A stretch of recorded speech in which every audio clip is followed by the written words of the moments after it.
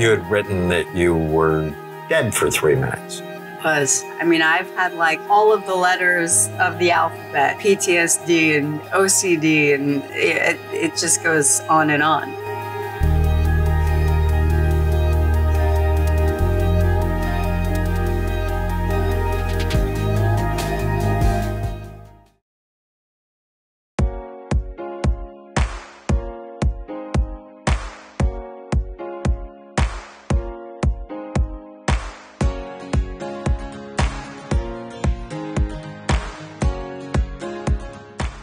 Danielle, I'm so excited to meet you, to help you. Thank you for doing this with us. Our mission is to sort of end the concept of mental illness by creating a revolution in brain health. So as we talk about you, we're talking about some of the things that happened to you, but our whole goal with a better brain always comes a better life.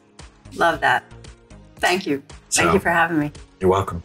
So I've read your history. I've looked at your scans. I have a good idea what we're going to talk about. Okay. But I want to hear from you, your goal, and what you're hoping to get out of this. I've had a crazy run, you know? So I just want to know what's going on a technical level. I know what I feel, but I want to know from your perspective, and hopefully that will help the healing process begin. When did you first start struggling? I mean, I don't know if I have a date for you. I mean, I think little things throughout my entire life, really. I mean, I've had, certain traumas that have happened to me throughout my life. Do you think you were struggling as a kid? I mean, you started working when you were young. Right? Yeah. I started, I was raised on a farm in Connecticut, and then I was back and forth to New York City. And I was kind of a reluctant cheerleader. And long story short, I ended up doing this competition at a local mall, and the scout found me. And so she's like, come down to New York, we want to test you. And I ended up getting signed. And so I started working at like 13. And I was back and forth, between Connecticut and New York. Let's go back to the farm. Yeah. Tell me about the farm. Farm's great. I had, sheep and chickens and horses. I'm a horse girl. I've been riding since I was like yay high. And if you love horses and you rode horses a lot, did you ever fall? Oh, yeah. All the time. All the time. And yeah, did you ever I had concussions. I had the wind knocked out of me. You're like, that explains it. But I would just get up and keep going. Yeah. No, But do you think nobody was thinking about it. Right. Well, I'm going to show you your brain. Might have shaken some. And your brain got up. hurt at some point. Now, the leading candidate is when you got COVID and you're in a coma. I mean, that's the leading candidate where you had written that you were dead for 3 minutes. How did Yeah, so I died on 12/12/2019 for 3 minutes. I was in the hospital for almost a month. I was in ICU. I got discharged on New Year's, but my mom flew in from New York. They couldn't tell her that I was going to make it. I had complete organ failure. So let's start. When were you healthy, and then what were your symptoms? I was healthy. I mean, I was running and gunning. Like sometimes. Were you healthy? Yeah, I mean, I was, moving and shaking like I always do, but I started kind of feeling like I was getting a cold or like sick. So I went to urgent care in downtown, and they said downtown New York or LA? In LA. LA. Downtown LA. And because I've lived here, I grew up in New York, but I lived here for forever. And they told me that I had strep, and they sent me home with a Z-Pack, and that was it. And so I had this other event to go to, some premiere or something, and I went to the theater, and we went through the carpet, and I was with another actress friend of mine, and I just told her, I remember her saying like, Layla, I just need to like go down to the bathroom and like lay on the floor. Because, you know, sometimes when you lay down and the cold feels good. And so that's what I felt. I just felt like I needed the cold floor around me. And she's like, this is not good. Like the director, the producer, like everybody's coming in. This is not, we got to get you off the floor, like in an Uber. I'm going to call an Uber and send you home. Cut to the next day, I had to go out to Las Vegas to shoot a commercial for MGM. And I had originally called my Uncle Rob to help my brother in Vegas because he had kidney stones. And so he had a surgery to get him blasted out. And so I had him coming to help my brother. Well, he ended up flying out to me, driving my car, because I woke up that next morning and I like couldn't walk. It was a weird feeling. It was just like my legs felt like Gumby or something.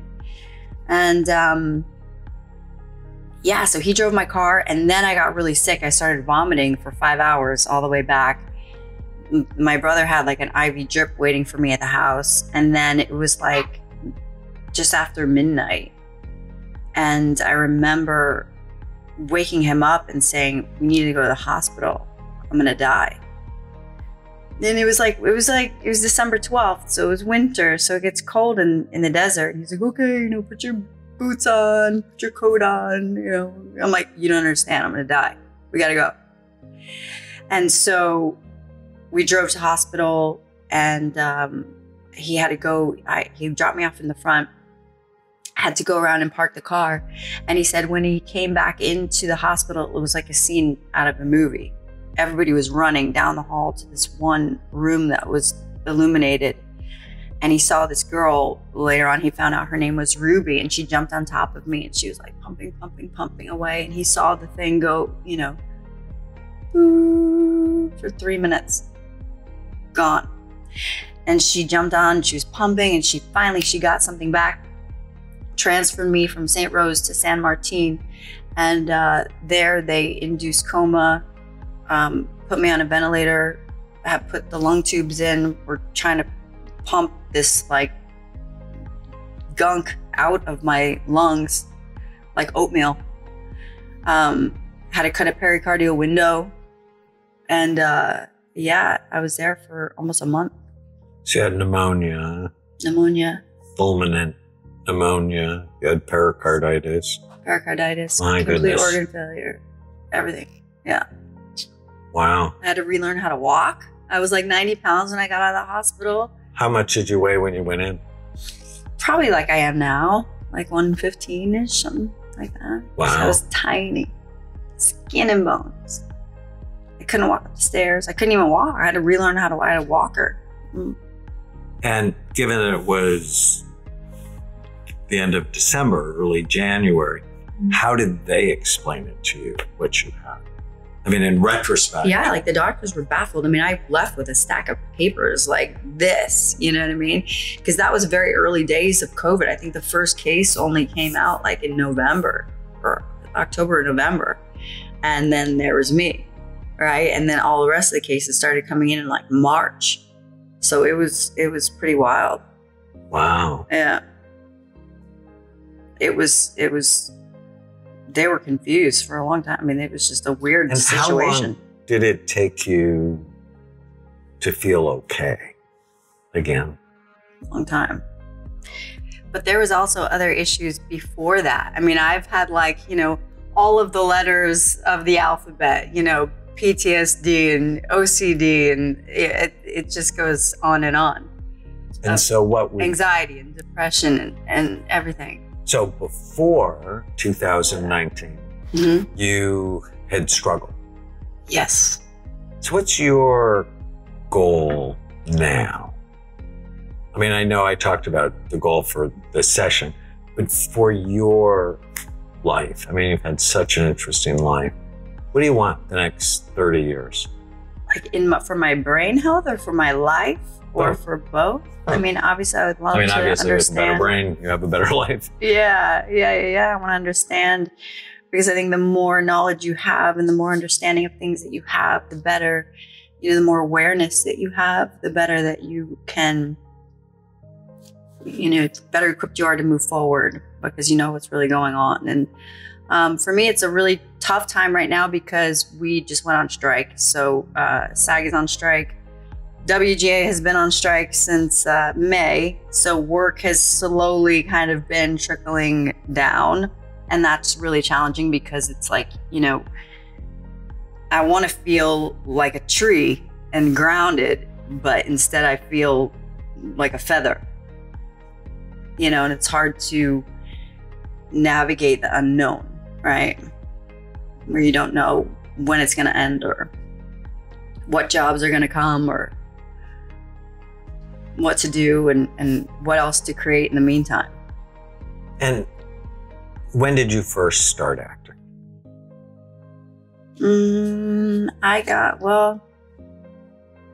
I didn't ever know I wanted to be an actor. I actually got offered to be a horse jockey. But I went and they wanted to make me like the Danica Patrick of horse racing. And I went to the stable, I talked to the trainers and they're all said the same thing. It's not if you're going to get hurt, it's when. Right? I have world class. I have Kentucky Derby jockeys. Oh, yeah? I have their brains. I have some of the most decorated jockeys ever. And their brains are terrible. Really? Well, they're getting knocked around all the time. They're terrible. Yeah. Can you fix them? Yes. All right, here's your scan. Okay. This is why people come to see me. Okay, talk to me. We did a study called SPECT, and SPECT looks at blood flow and activity. It looks at how your brain works. And it basically shows us three things. Good activity, you have a lot of good activity, too little or too much. Okay. And then my job is to balance it. Okay. And here's an example of a healthy scan. So if we look at your brain, it's a bit bumpy. I'm like, why is it a bit bumpy? And people who drank too much gets bumpy. People who have had Lyme, it can get a bit bumpy, or who had trauma or anoxia. So that becomes my job to figure out, why is it a bit bumpy? And then right here, it got hurt. It's too low. What part of the brain is that? Where it's kind of like hollowed out? So exactly? It's right here. And what is that, the area of? These are your temporal lobes. What do you do in that part of the brain? What do you process? So language. Mood. Temper control. Reading social cues. So we need to make these better. Because it's 20 years from now, you're going to have memory problems if I don't fix them. I already have memory problems. So we need to fix it. So I don't think it's not classic. If you have ADD, this area is low. Okay. What is that little demon No, thing? that little... little devil horn? What is That fits. No, that's actually your chair doctor. Okay. If you do what I ask you to do, 4 months from now, it'll look so much better. Okay. So it's not Plump it out. dead. Okay. It's sleepy. Okay. And it can be woken up. We just have to do the right thing. And I think brain rehabilitation is 3 things. Brain envy, you got to care about it. Freud was wrong. Penis envy is not the cause of anybody's problem. Not seen it once. Avoid anything that hurts your brain, like alcohol, and do things that help it. Have you ever heard of hyperbaric oxygen therapy? Yeah. Have you ever done it? No. You should do it. Really? You should totally do it. It'll help you. So the low temporal lobe activity could be the anoxia, or it could be trauma from riding horses. Yeah. Or it could be both. Okay. And if you thought I fell a lot, your brain is really soft. Your brain is the consistency of soft butter. Tofu, custard, somewhere between egg whites and jelly. Okay. And it's housed in a really hard skull that has sharp bony ridges. So think, you're 10 years old. You're on this huge animal. You love it. In fact, you're so good, you want to be like the Danica Patrick of horse racing, right? So that meant you did it a lot and you were great.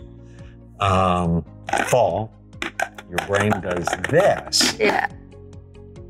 And that could explain the temporal lobes. It could also explain your temper. Oh, yeah? It could also explain why you're a bit of a wild child. Why? Because your brain wasn't telling you no. Huh. Your brain is the supervisor. Yeah. Right? Yeah. It's like, I want to do this. Maybe not. Maybe it won't get you the trust you need from your parents so that they're not watching. Right. And do you fix it through supplements or do you fix it through exercise? We're getting to this. Okay. All right. So here's your active scan. And you have a beautiful cerebellum. You want the red? You want the red and you want the white right there. Okay. And that is beautiful. And you have, this is a funny area called the posterior, just means toward the back. Okay. Cingulate gyrus. That does what? It's involved in visual memory integration and intelligence. And yours is busy, which is good. You want that. But you're also anxious, which is your anxiety center's up. But I'm not worried about this. I'm concerned about this. Oh, that's the problem. Is that the anxiety area right there? What is that? The anxiety area is here. Yeah. And this is probably went with your shyness or I'm anxious about public speaking. We can comment. Yeah. Promise? Promise. If you do it, I say. If I do what you say, I know. I did 2 cognitive tests with you today. Yeah. Yeah. The X test. The X test, yeah. Remember the X screwed up 3 times, yeah. Yeah. It says you have ADD. Oh, it does? Yeah. Why? Oh. Because of the pattern of how you respond. Huh. What is the pattern? Well, I'll read it to you. Okay. Relative to normal, Danielle responded more slowly and displayed more of a reduction in response speed in later blocks. So you got bored with the test. Oh, yeah. And you slowed down. Okay. She has a total of 2 atypical scores, which is associated with a moderate likelihood of having ADD. I'm going to give you these so you can read through it. But you don't get a clinical diagnosis of anxiety or depression. Your memory was pretty good, actually. Your focus was awful. Just saying, it diagnosed you with ADD too. So I have 2.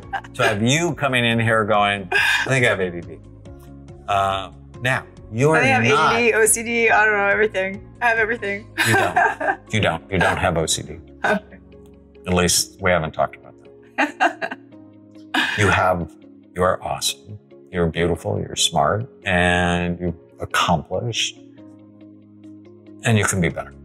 So can we think about it like that? Always, yes. And lean into all the wonderful things you are and you've done and go, but we can make it better. Yeah, I like that. You're such a joy. Thank you so much for doing this. Oh my God, you're amazing. Thank you. Thank you. So let's be friends. Let's be friends. Be helpful. Okay. To you. Want to call you? Help me.